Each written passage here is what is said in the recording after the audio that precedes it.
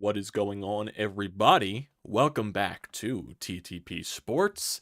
And, the past couple of days, I've been wanting to do an Eagle stream just talking about all the moves that Howie Roseman has made in the start of free agency, but I've been afraid to do it just because it's been so many back-to-back-to-back-to-back days that, moves have been being made. And the fact that, it feels like if you do this stream, another move will be made during it, and it feels like when you're not paying attention to Twitter, you're going to miss something. But it feels like it has been quiet over the past couple of days. It's been a little bit safer to do something like this, to post a stream talking about Howie Roseman and everything like that. So, we're going to get right down to the business. We're going to keep Twitter open just in case, because you never know if something is going to happen, but that's the game we play here. That's the beauty of the NFL offseason. Moves can be made in rapid succession, and then there could be moments where a lot of things are quiet. But over, the past couple days, Howie Roseman has done a lot, and we are going to get right down to the business. And I think right now, thinking about everything right here that's been going on with the Eagles this offseason, I think a lot of people in Eagles country do definitely owe Howie Roseman a bit of an apology here, because, free agency opened. There was a lot of stuff going around with this Eagles team basically throughout the entire offseason. What was this team going to look like? What type of team was it going to be next year? We know there was going to be a lot of guys that are most likely leaving on the free agency market. Who is Howie Roseman going to bring back? Who's going to be a part of this team next year? There's a lot of different changes within the personnel. And a lot of people were getting impatient because you're seeing a lot around the league as soon as free agency opens up that, not really many moves are being made. And the Eagles are just basically standing right there, not doing anything at all.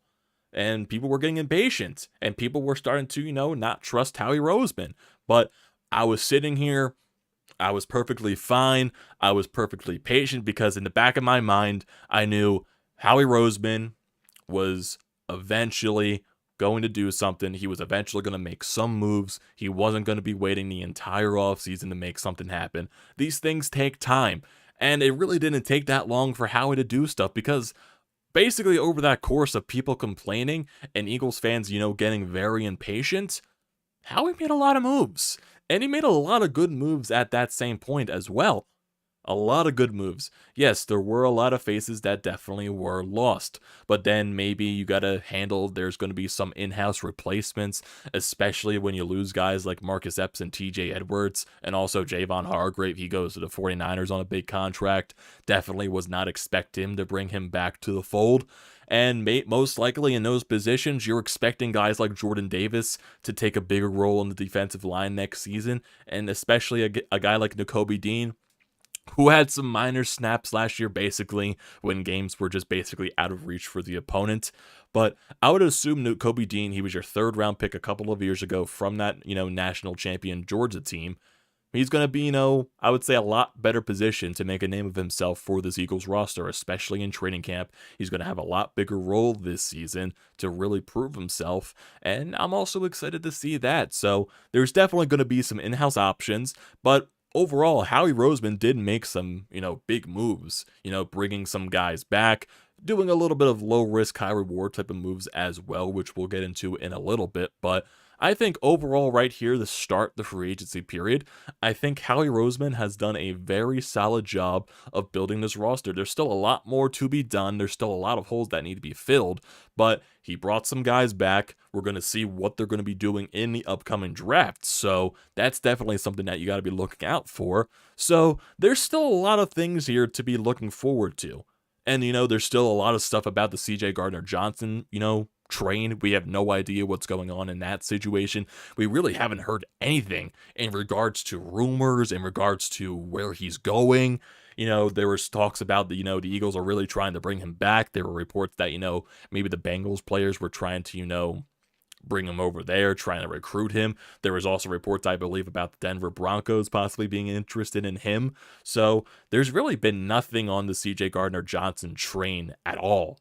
And that's like, is the market just not what he expected it to be? Was he expecting to get maybe more of a truckload out there in the offseason? So there's really, a confusing time, I would say, for CJ. And would he be willing to come back to the Eagles maybe on a 1-year type of deal and try to test the free agency market next year? That's basically, we got to wait and see to find out at that point. So, yeah, there's definitely a lot of question marks still that Howie Roseman needs to fill. But I'd say overall, to start this free agency period, I believe he has done a completely fantastic job to fill, some of the holes that needed to be filled. So, let's basically go over these moves, because there's quite a few. But let's talk about some of the guys that, the Eagles did lose, because they did lose quite a few people as well. Like I said, they lost Javon Hargrave to the San Francisco 49ers. He signed a big deal there. So that's definitely a big hole on the defensive line. That's a lot of sacks that you lost. 11 plus sacks, I believe, that Javon Hargrave had. So, like I said, Jordan Davis is going to have big shoes to fill there. And especially with this Eagles defense, you're not going to have, the 70-plus sacks that you had last season. That's just basically impossible to replicate. You're still going to be, it's definitely going to look, a much different defense next year, especially with the new coaching staff, the new personnel, especially there. But overall, you're not going to have that 70 sacks. I believe you're still going to be a very solid defense, especially after, basically the guys that you did bring back.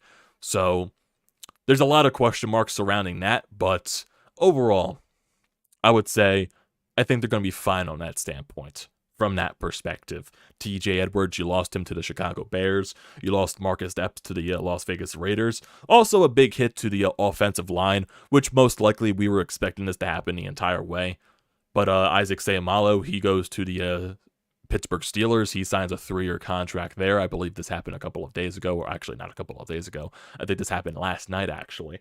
So that's definitely a big hole for the offensive line to fill there. But we were expecting that most likely that slot, that right side of the offensive line is going to be filled by Cam Jurgens, because we did bring back Jason Kelce. He's coming back for another year. He's coming back for another ride.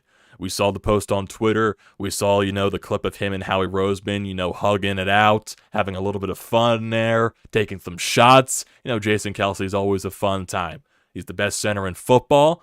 And, coming back for another year.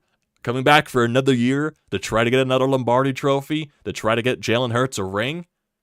And, just to dominate again. It's going to be a fun time seeing Jason Kelce back there on the field. You also did lose Miles Sanders, which also was expected as well. He went to the Carolina Panthers on a nice little contract for himself. We expected that basically the entire time. He wasn't coming back. The Eagles were not going to sign him to a big payday at all. So basically, that was expected. So thank you, Miles Sanders, for all your work that you've done.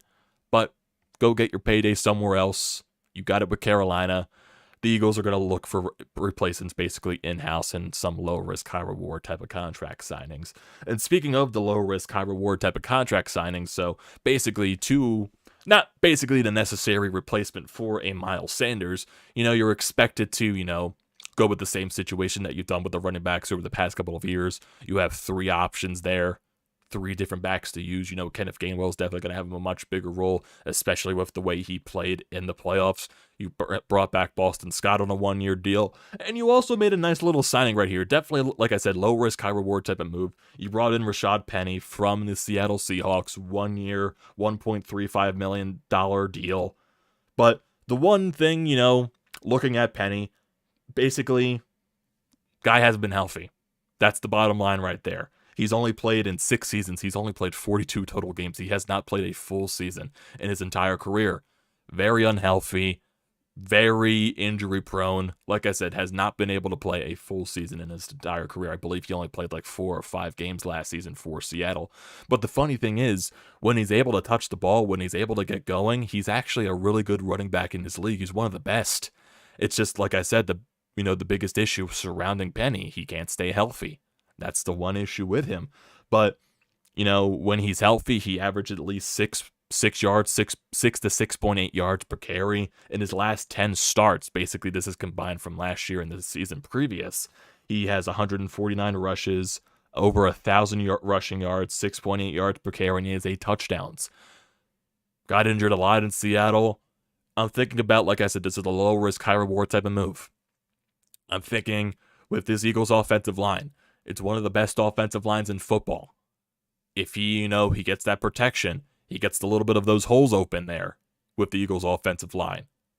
He finds those openings. He doesn't see as much contact, most likely, like he saw in Seattle. If that were to happen, maybe, just maybe, and this is not guaranteed, like I said, he's been a very injury-prone type of player. He can't stay on the field.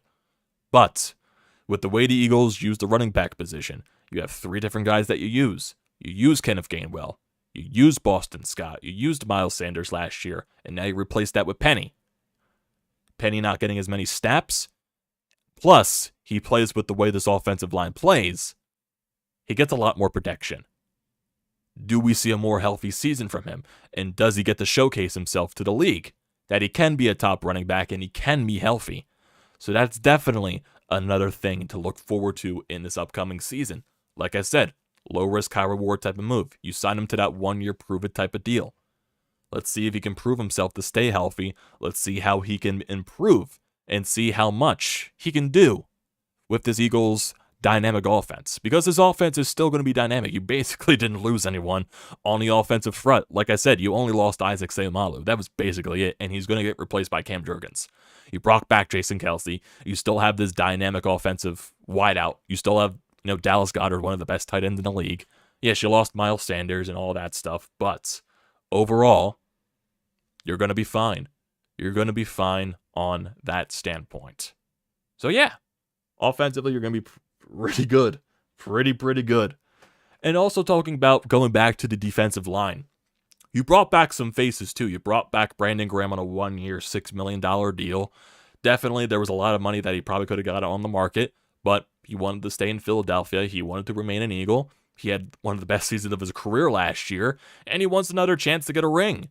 So he's brought back for that defensive front. Fletcher Cox, even though he's not the same guy that he used to be, the second half last year, he was definitely a lot better. Fletcher Cox, like I said, if he plays, not, the majority of the snaps, we saw what he did last year. We saw basically over the past couple of seasons, basically he's getting older. If he's playing more of the snaps, he's not going to be as, dynamic as he used to be. He's not the Fletcher Cox of the past. But if he plays a little bit less of the snaps, like 60 to 70% of the snaps, we saw how useful he can be. He had at least 6 sacks last year. He got better basically the less snaps he got. I know a lot of people are basically going to be complaining about he got $10 million there, but he still, I believe, has a little bit left in the tank to give. We saw what he can be when he's not given literally every single snap.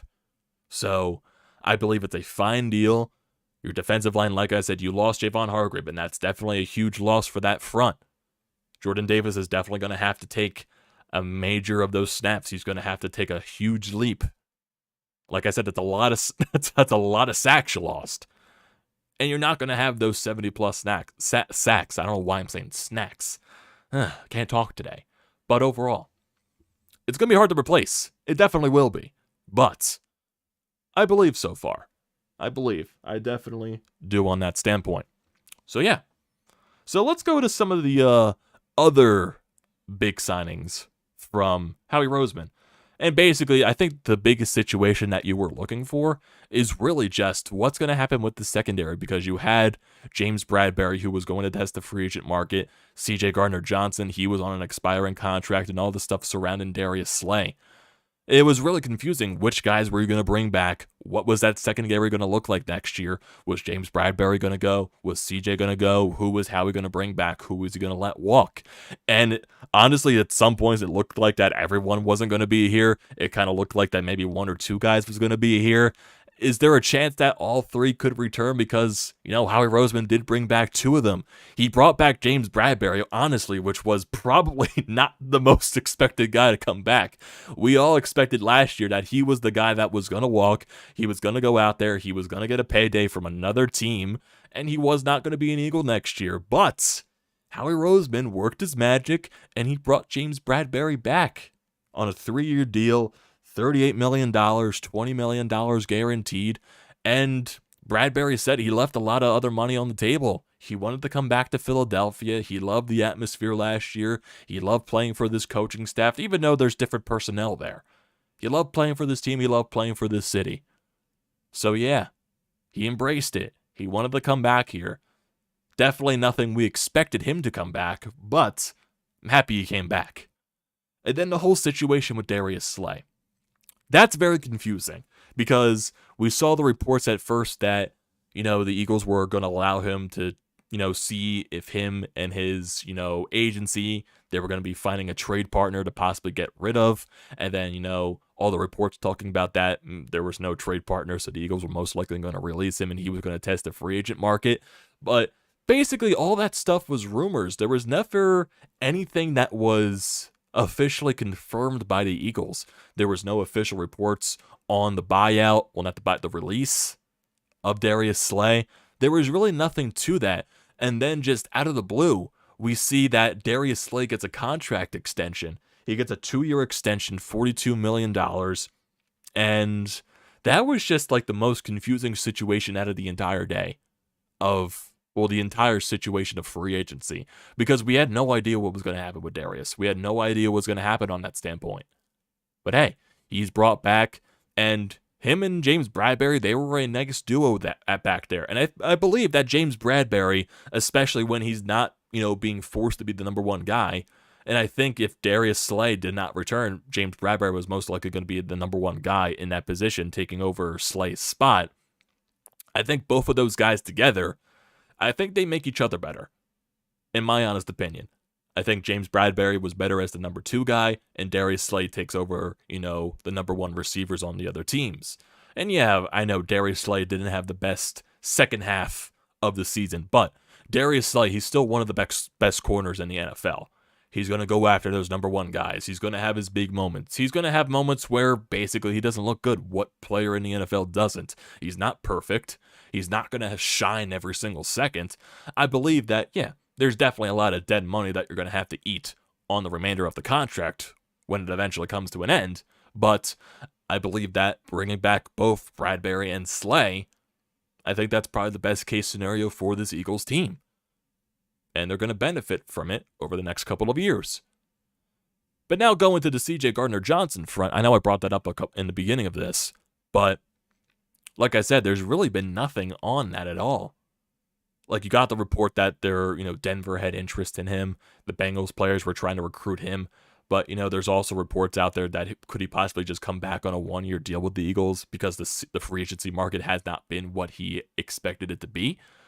So there's, a lot of confusing situations regarding CJ Gardner-Johnson. Honestly, I expected him possibly to be re-signed at this point, but we know the situations with Bradberry and Slay. Howie Roseman's going to have to work a little more magic. So there's definitely a lot of, patience that we're going to have on that front. I know there's a lot of drama, I believe he deleted a lot of his pictures on Instagram and everything like that, but it's basically a waiting game at this point. Got to wait and see what happens. Is there a contract that's eventually going to be worked out? Who knows? I know there's a lot of manipulation with the cap. I'm not worried about the money at this point, even though the Eagles are nearly strung up by the cap. Howie Roseman knows how to manipulate that, so I'm not worried about the money at the slightest. He knows how to manipulate the cap, everything like that, so there's no reason for Eagles fans to be worried about that entire situation. What else, really, with this team? Like I said, that basically those moves really have been the only ones. Like I said, it's been a really nice start to this free agency for this Eagles team. And I think another thing that you can talk about is the upcoming NFL draft, because you have the 10th overall pick, you have 2 first-round picks in this upcoming draft, and really you could probably find some places to fill some of your holes in there. But we really don't know what Howie's going to do, because basically over, his entire, history involved with the NFL draft, it really just, it's really been, I wouldn't say a coin flip. It's just basically that, everyone wants Howie Roseman to draft like a safety. They want him to draft a corner or anything like that. Howie Roseman hasn't drafted a corner in, 20 plus years at this point. Basically, ever since he's been part of the Eagles front office, they really haven't done anything on that front in so long. So with this 10th overall pick, they're going to get a good player. No doubt about it. They're going to get a good player with this 10th overall pick because there's going to be so many quarterbacks that are going in this top 10. I believe there's going to be at least 3 or 4 quarterbacks that could possibly go there. So they're going to get a good player. It just really depends on what position they go to. Does Howie Roseman go with the old reliable and he goes to fill the trenches with the offensive line or a defensive line pick? I would probably say that's probably the 85% chance of that happening just because that's where they're more comfortable with drafting, because that's where they like to build their team from. And it's like, I don't blame them because you do win games from within the trenches. You dominate down there with the dominant offensive line and a dominant defensive line. But maybe if there's a best player available and he just happens to be a corner, he just happens to be a safety, does Howie Roseman throw a wild card at us and he goes for that position? Because there's definitely going to be some good corners out there. You know, you got Devin Witherspoon, you got Christian Gonzalez, you got Joey Porter Jr. out there. Could there be a possibility that those guys are there at 10th overall? Does Howie, like I said, does he throw us a wild card? And does he go after those positions? Personally, I would say no, just because that's, that's just, how he's comfortable drafting the offensive line and the defensive line. That's what he's done basically for the past 20 years. Like I said, you're going to get a good player at 10th overall, no doubt. I know there's a lot of people that say the Eagles should be drafting a running back in this draft. They're not going to waste that on a first-round pick. That's just not going to happen. Like, do they go maybe defensive front / offensive line with the 10th overall pick? And maybe if there's someone down there at 30 in the secondary position, do they go after that guy? So there's a lot of question marks that could be filled in that position. But there's a lot of things that Howie Roseman can do. There's a lot of decisions that he does have to make. But there's a lot of question marks. We don't know how they're going to get filled, but I trust Howie Roseman to do this. Like, there's no doubt about that. He's going to make his moves. He's going to make his signings. Who knows? Maybe there's a trade that he has under his belt that we have no idea that's going to happen. Because if you look at last season, there was a lot of moves that didn't happen until basically after the draft. Gardner-Johnson, that was a trade that didn't happen until August around training camp. I believe James Bradberry was after the draft, possibly like around May or June or something like that. So there's definitely going to be a lot more moves that Howie Roseman is going to make. I think right now is that, maybe his priority focus is getting Jalen Hurts to his mega deal because he has 1 year left on his rookie contract, and then he's eventually going to get paid the big bucks. So most likely, I would expect Howie. He's probably focusing on, the CJ Gardner-Johnson front, and then eventually you'll get to Jalen Hurts. I feel like people are saying, look, how are we going to pay Jalen Hurts and everything like that? Howie's going to pay him. There's no doubt about that. Hurts, he's going to get his $50+ million contract. That's basically the obvious. That's probably the worst kept secret in the entire team. Jalen Hurts is going to get his payday. I feel like Eagles fans should not have to worry about that entire thing there. So, yeah.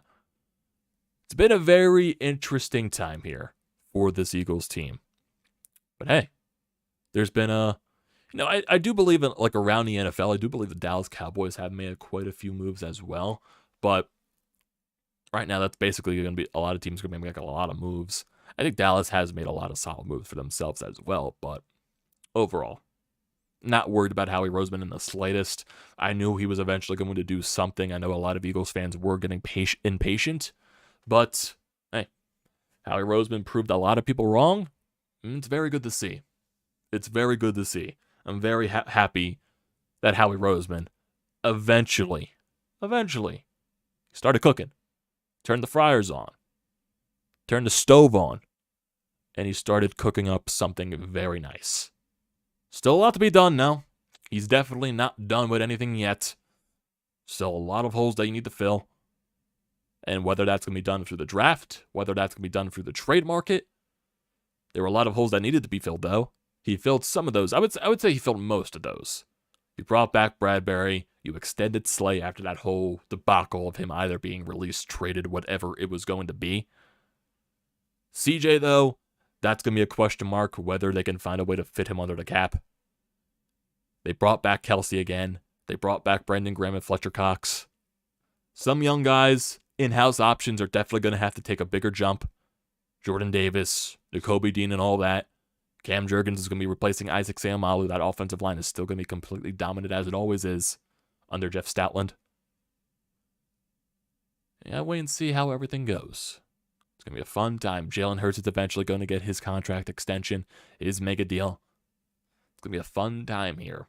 It's going to be a very, very fun time. It definitely is. What football team does Philly hate the most, Cowboys or Giants? Cowboys. That's completely obvious, BJ. We hate the Giants, but we hate the Cowboys more. It's one of the biggest rivalries in football. Definitely is. Brandon Cooks lands in Dallas. I think I saw that overall. I know Dallas has made some trades. They made some signings. They definitely done some things to improve their team. But overall, I still think right now the Eagles are still the better team in the division. Jalen Hurts is still one of the best quarterbacks in the NFC. He's eventually going to get his payday. So I'm not worried in the slightest. Howie's still going to do his thing and everything like that. We do have a call here on the Anytime Hotline. You can leave your text messages and voicemails at 215-839-9885. If you want to leave your thoughts and opinions on any stream that's eventually going to be upcoming, leave your thoughts about the Eagles, leave your thoughts about the Flyers, Phillies. We're eventually going to get back into some Sixers talk. I want to get into some Sixers talk. There just has been a good day to where I can talk about them, especially with the games that are upcoming. They got a West Coast stint coming up, I believe, next weekend. So I think they have 2 games against Chicago this week, and then they eventually go out west again, so that's going to be sucking at that point. Maybe I'll get a stream in and talking about possibly Joel Embiid reopening the MVP case, because we saw all this stuff about him now being possibly the favorite for the MVP, so that's definitely something that's going to be talked about there. We might get another Flyer stream some point this week. The Flyers have been an interesting conversation as of late, especially with everything regarding the front office and everything like that. So I know Tyson Forster, he scored his first NHL goal yesterday. Owen Tippett has been shining as of late. Scored a hat trick on Friday. A lot of things to talk about. Phillies, Trey Turner hit a grand slam in the World Baseball Classic yesterday for Team USA. I turned the TV on for Trey Turner's at bat because I saw everything there. They had bases loaded, and Trey Turner on an 0-2 count absolutely crushed it. So yeah, that was fun. But yeah. Back to the Anytime Hotline. Let's see what Sean has to say on the Eagles. All right, let's get down to brass tacks here. First of all, all the sky is falling mentality that was associated with Howie Roseman and the Eagles leading into free agency, I think we can put that to bed. I mean, we knew coming in that we were going to lose guys, but the fact that Howie so far has held on to Slay and Bradberry, along with a couple of the veterans for depth, I mean, you got to tip your hat to the guy. As for the outsiders that he's brought in, Rashad Penny, perfect Eagles signing for that position. They don't really value running back. They're not going to throw a lot of money toward anybody at the position. So you bring a guy in on a 1-year prove-it deal to fill a specific role, which is to be a short yardage back, kind of what Jordan Howard was. And if the NFL outlaws the rugby-style sneak, he's a good guy to have for a different way of picking up short yardage. Greedy Williams, same thing. Little injury prone, hasn't lived up to expectations, but as a depth piece at 25, solid move. And Mariota fits the offense better than Gardner-Minshew ever did. At least he can run, and the Eagles value that position. That's why they put money into it. Now, as for C.J. Gardner-Johnson, all I say is this. To me, in closing, it's starting to get old. Either sign the contract and stay here or go elsewhere. There's not a big money offer for you. You're going to have to make a decision. Personally, I think your best choice would be to stay where you're at in Philly. Yeah, I definitely agree on those standpoints. He's eventually going to get signed. I don't think that's going to last any longer than it needs to be. I eventually do think he's going to stay in Philadelphia to where you bring back, the trio of Slay, Bradberry, and CJ. But yeah, I even forgot to bring up some of the depth moves as well besides Penny. Like, you brought in Marcus Mariota to be your backup quarterback. That definitely does fit a lot better in this scheme that Nick Sirianni does like to run, especially, like Gardner Minshew, he did not fit it at all. Definitely, especially in those last couple of games where Jalen Hurts was injured last season. Gardner Minshew put up some of the worst plays that I've ever seen, especially in that game against the New Orleans Saints. That was ugly. That was very ugly. But yeah, it's just I think Marcus Mariota, God forbid that Jalen Hurts does get hurt again this year, you hopefully won't have to see Mariota in the lineup. But yeah, he definitely is a quarterback that prefers to run. A guy that just fits the scheme better. And also the same thing with Greedy Williams. He's just another depth piece that you picked up. How he brought in a lot of the main guys back, he also brought in a lot of depth. So he did a lot of things right here. Like I said, in the beginning, the Eagles fans do owe him a little bit of an apology. So yeah, it's been a nice, couple of days here in Eagles country. Got to wait and see what happens with CJ. And then basically, the wait for the draft. When is the draft, actually? That's I know that's in April, but when is the NFL draft date? When is that? Because I don't know the specific. Okay, it's the end of April. April 27th through April 29th. April 27th is a Thursday. So Thursday through a Saturday. That's what it's going to be. So yeah, there's some anticipation for that. The news in the NFL has been scarce as of late, especially basically after, when free agency opens up. That's when all the moves happened. So it's been a little bit of a quiet stretch. Like I said, the most important things that we're focusing on right now for the Eagles is that waiting for CJ news to happen and whatever's going to happen in this draft. Maybe Howie has a trade under his sleeve. Eventually going to have to wait for whenever Jalen's extension kicks in, whenever he's going to sign to that. We just got to wait basically for the money. Because I know Daniel Jones signed for, $45+ million or $40+ million for his contract. So you definitely know Jalen Hurts is going to get a mega payday. He's going to get at least 50 mil, maybe 55 mil. He's going to get paid. He deserves it too. People shouldn't be worried about the money because Howie knows how to manipulate the cap. Just got to wait. Just got to wait and see what Howie does. So, I think that's going to do it for this stream, everybody. I appreciate that everyone that joins the stream, that joins afterwards, checks out the shorts and everything like that. Also, a few little plugs in here. Go follow me on TikTok. It is TTP Sports. You can also follow me on Instagram. It's Amadeo Gracia 98. You can see it right down below on your screen. Same thing with Twitter, Amadeo Gracia 98. Give me a follow there. We'll be posting some shorts after this. I'll be editing all of that stuff, so some of the shorts from the stream will be posted to YouTube, TikTok, and Instagram, so definitely check all of that stuff out. I appreciate everyone here that joins the live streams as always and hangs out.